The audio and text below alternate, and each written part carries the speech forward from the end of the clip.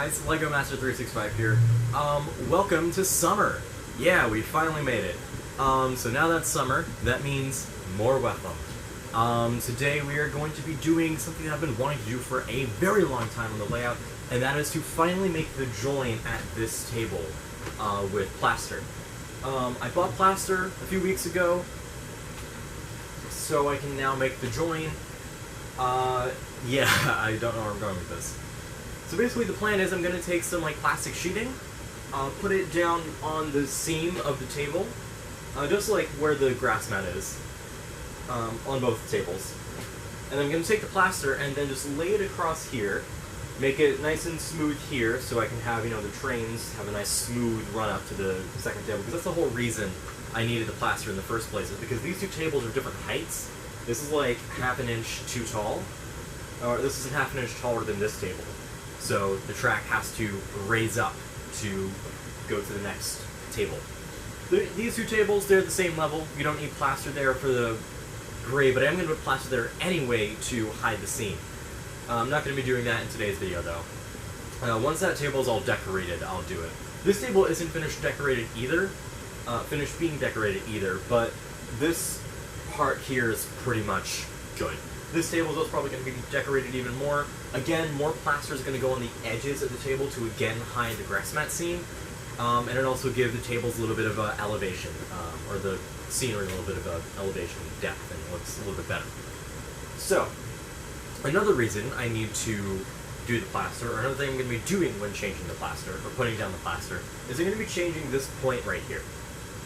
So, when I first got this point, it was fine, but after like a week or two of having it, the pin that holds the rail into the track, it broke out. So it is now that single rail, which can pop out very easily. It isn't connected very strongly. It isn't connected at all, really. It just kind of pivots. It can't pivot. It has now killed two of my engines.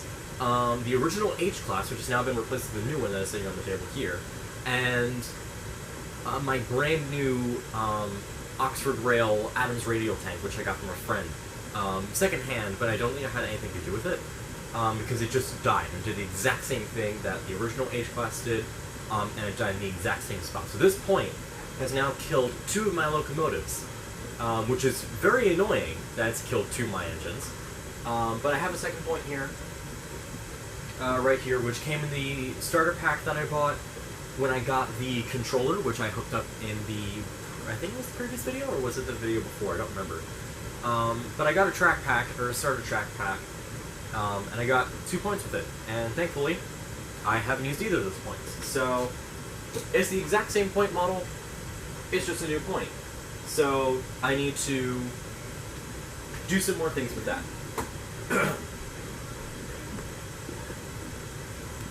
So, other thing on the layout, which I don't think you guys can notice in here, but it's more noticeable if I show you up close.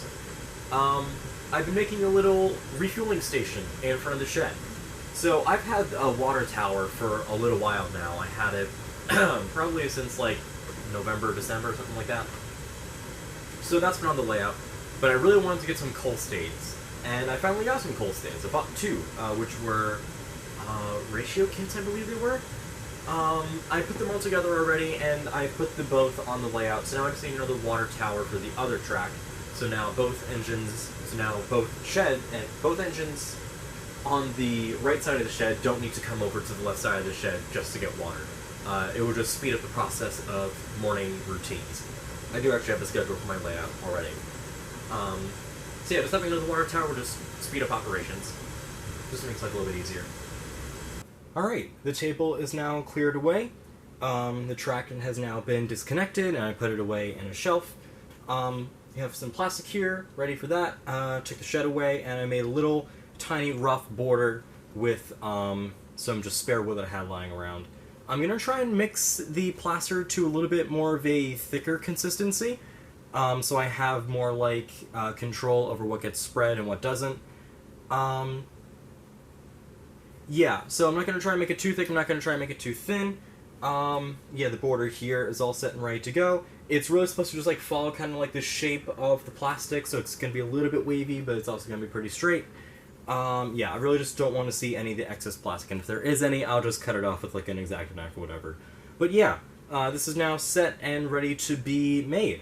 So I'm not going to waste any time, and I'm just going to go straight into it. Hey guys, this is future editor Matt here. Yeah, this video was running really long, and I'm getting really tired of just trying to cut down clips because I don't know when to shut up when making these videos. That's something I promise I'm going to try and fix in the future.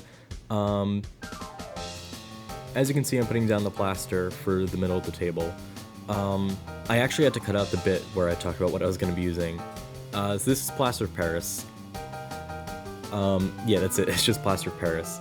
I put it down, and as you can see, I made it a bit too high, so I had to sand it back so the track would sit flush. I ended up cutting out a big chunk of it so the rails could sit flat, and I just used ballast to help elevate it again later on. I did decorate it a little bit before, or really after I put down the track. What ended up happening was the tables were too far apart, so I had to move the grass mats together to get the track to sit nice. Here you can see I'm actually using clay to fix up my mistakes because the plaster didn't dry all the way before I tried to lift it up to make sure that it was actually a removable piece, which was the original intent. So I'm using DAS air dry clay to make, or to fix any mistakes in the plaster. And now you can see I'm moving on to using the air drying clay instead of the plaster to make the inside of the shed. I wanted to make a little bit of an extra lip so that way the shed would sit up on top of the clay instead of making a lip inside of the clay, just to give the engines a little bit more height when entering the shed, because the H-Class, which is the tallest permanent engine on the layout, does actually just barely miss her funnel on the roof.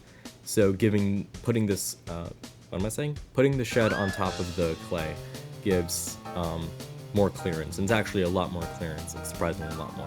So now bigger engines will hopefully be able to fit underneath the shed. Not big engines, but like Flying Scotsman probably not, but the biggest engines I own will probably fit.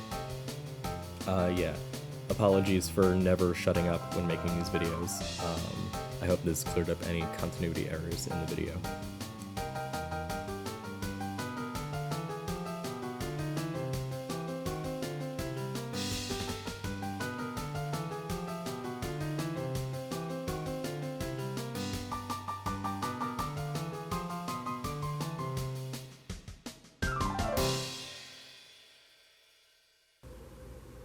Okay, so I'm just gonna do the rest of this off camera because I feel like my camera guy is probably gonna die if I just keep doing this on camera.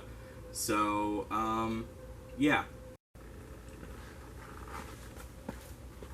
Okay, so, I put down some clay to like kind of smooth out the edges of the plaster a little bit. I made like a little slope for the road to go down, which will eventually go, you know, behind the shed to like the coal stays and stuff.